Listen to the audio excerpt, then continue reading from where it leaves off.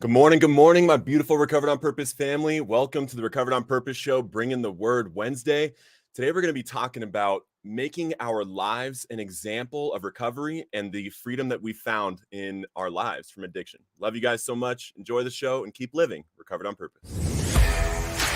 The black represents the darkness from which we came. The white represents the light in which we now live. And the red represents the passion it takes to live recovered on purpose.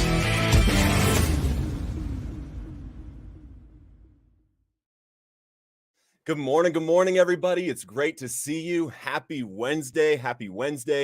I'm excited about this lesson, and I'm excited about finding this and these different, small scriptures. We're going to go over small scriptures and then interpret them for our lives in recovery, our lives that we come from addiction, and how we're going to bring more people that are suffering into finding freedom that we found. I think it's extremely important that we really latch on to the fact that we have found freedom from something. Most of us, like I for sure did not believe I was ever going to find freedom. I was at a point where, I wanted to die because I couldn't keep living like this. And I literally did not believe that there was freedom. And when I had this transfer, this psychic change where I experienced this freedom that I didn't know existed, I didn't know was possible, I knew that it was now my purpose. It was now my job and my responsibility to help others out there that were experiencing what I was experiencing with not believing it's possible for them to find the freedom that is available to everyone. And when we've experienced this, we're called, we're chosen. We are some of the chosen few that have experienced this freedom, and we're called to help other people find that freedom. So we're going to talk about a few Bible verses and get into them. So I've got my coffee, I got my Bible, and I've got a few verses for you guys. So let me take a sip and then we'll get into it. Let me know where you're coming in from. And if anything hits you during this, any of these verses, or if you can think of any verses that you know yourself that back up what we're talking about here, feel free to drop them in the comments. We love to see them. So first one is going to be Proverbs 5, 1-2. Listen to me, my son, for I know what I'm talking about. Listen carefully to my advice, so that wisdom and discernment will enter your heart, and the words you speak will express what you've learned. And when I was reading this, it hit me for exactly what we do in recovery, right? When we are given this wisdom, we're given this freedom, we're given this pathway to finding recovery. When we are allowing that to really get into us and we start living that program, we start living that freedom and living in recovery that way, when we're talking to someone that's suffering, the words that we speak, when we're connected with the God that saved us, the words that we speak freedom into them, speak hope into them. And we have to allow our higher power, we have to allow God to speak through us in these instances. And every opportunity that we get to talk to an addict out there suffering, we need to think of it as an opportunity to save somebody's life, because it is. I know for me, I was very, very close to death. I was very close to death. And if it weren't for a few select people in my life at the very end that spoke a perfect message at the perfect time that pierced my heart, I wouldn't be here doing this right now. I probably wouldn't still exist here. And we each in recovery, each and every one of us has that wisdom available to us to speak into other people that are suffering. So I urge you to take that wisdom and speak it as truth, because it is true that recovery is possible for everyone out there suffering. So we're going to hop over to Luke 3, 10-14.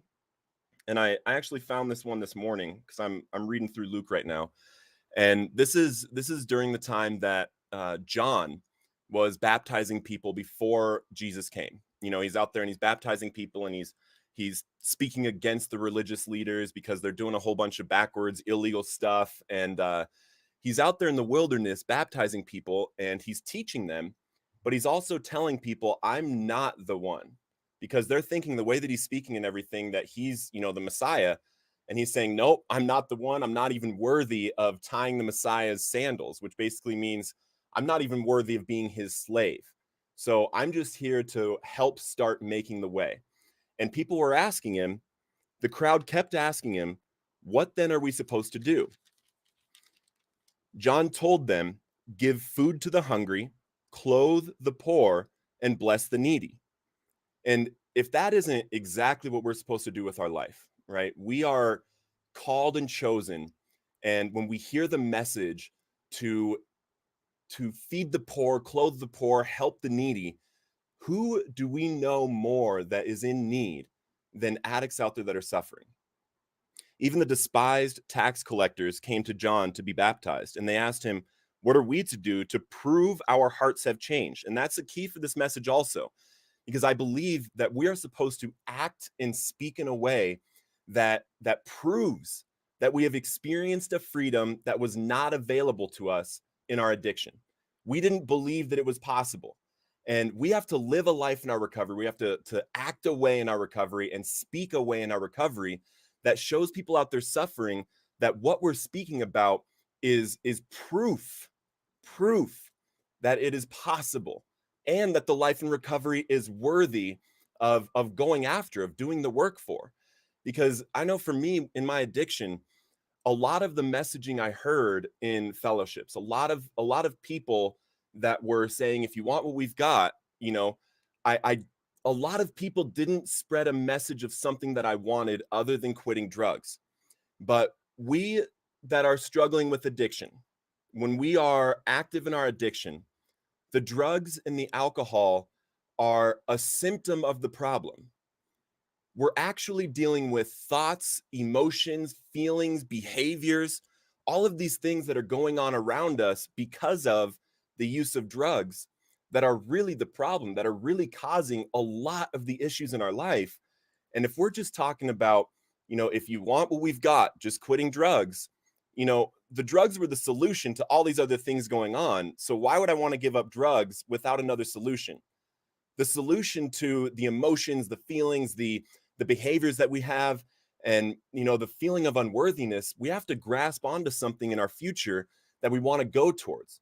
We have to grasp onto, hey, I lost my kids in my addiction, and a year into my recovery, I gained full custody back again. I'm fully employed. I have my own apartment. And speaking that kind of stuff is really important to the mom out there that's struggling, that just lost her kids a week ago. Showing them that it's possible. Like you can get this back and you can actually live a life in recovery that you want to live. You didn't lose them forever. You don't have to believe that you lost them forever.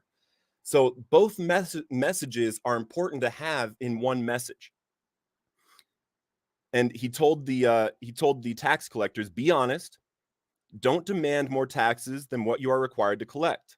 And us, asked some soldiers, what about us? John answered them, be content with what you earn. Never extort money or terrify others by threats of violence or be guilty of accusing the innocent. And this is a good metaphor for wherever you're at, whatever you're doing for work, whatever you're doing in your fellowships, whatever your position is at different communities in your life right now. What you're called to do is live an honest life, live a life that proves that you have found freedom from a life that you were living before, and live it in a way where you are being of service to people in need. That's what everything kind of boils down to. Live a life where you are honoring and loving God, the one who saved us from addiction, and then live a life that shows that you have that by loving other people to the best of your potential. Could you imagine? I want you to imagine right now for yourself living a life every day to your absolute potential, serving others. What would that look like? How many people could you impact every single day? And you can look at this as simply as, you make sure to smile at people while you walk down the road. If you were the person that started a contagious smiling web, you have no idea who was about to kill themselves seven connections later, who saw someone smile at them, and then they're like, I guess there is good in the world. And when you start thinking about living and walking a life that shows that you actually have been freed from something and you are someone who wants to spread that joy and spread that love and spread that freedom, you're going to make impacts that you'll never even hear about until heaven, because you will learn about every impact that you made in heaven. And it's a beautiful thing. I think about it all the time. Think about it all the time. And we're hopping to 1 Peter 2, 9 through 10.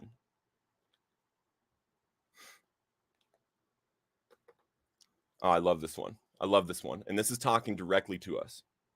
But you are God's chosen treasure, priests who are kings, a spiritual nation set apart as God's devoted ones. He called you out of darkness to experience his marvelous light, and now he claims you as his very own. He did this so that you would broadcast his glorious wonders throughout the world. For at one time, you were not God's people, but now you are. At one time, you knew nothing of God's mercy, but you hadn't received it yet. But now you are drenched with it. You are drenched with it. What does it mean to be drenched? That means when you literally are fully clothed and you hop in a pool and you come out, how much water's on you? You are drenched with water.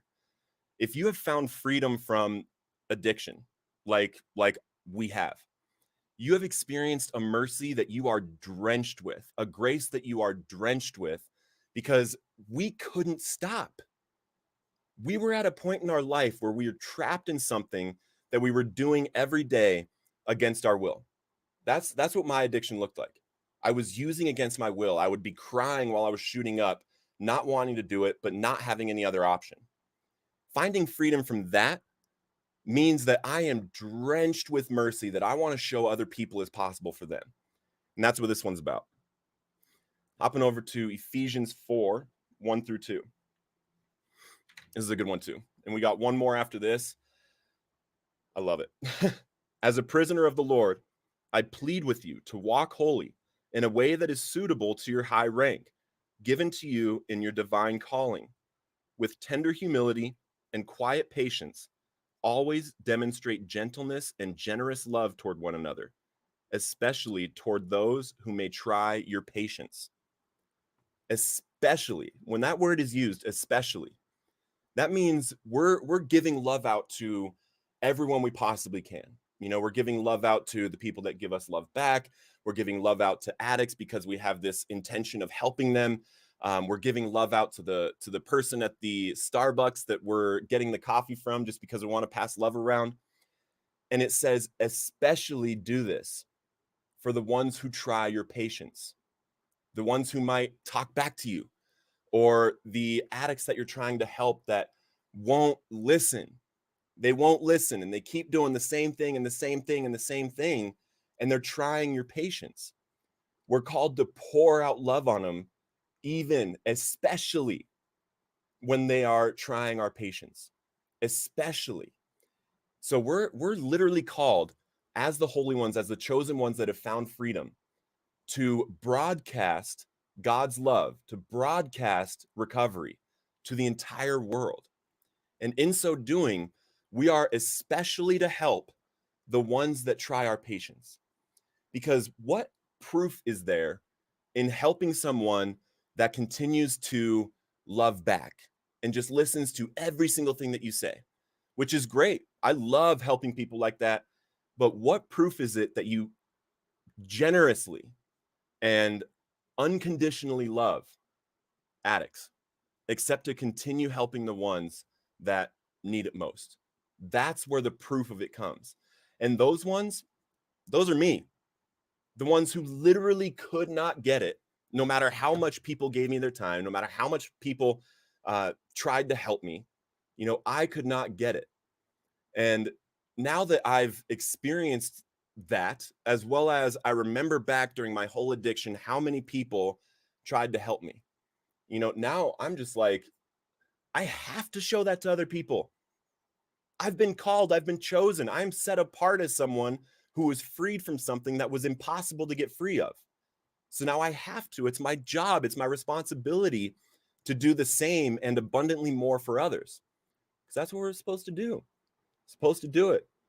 Good morning, Mark. Good to see you. Good morning, Doreen. Good to see you. Good morning. Good morning. So we got one more. And I've done this one in a couple different lessons because this is one of my favorite books, period. This is one of my favorite books. And reason being is it talks a lot about how we're supposed to live a life that proves that we have, found this faith, that we have found this love from God, that we found this relationship with Him. And there's this whole dichotomy, right? That we can't earn God's love. We can't do enough work to earn God's love. It is unconditionally on us. However, we are supposed to demonstrate God's love for us by demonstrating His love for others. And that's what this is talking about. So 2:18.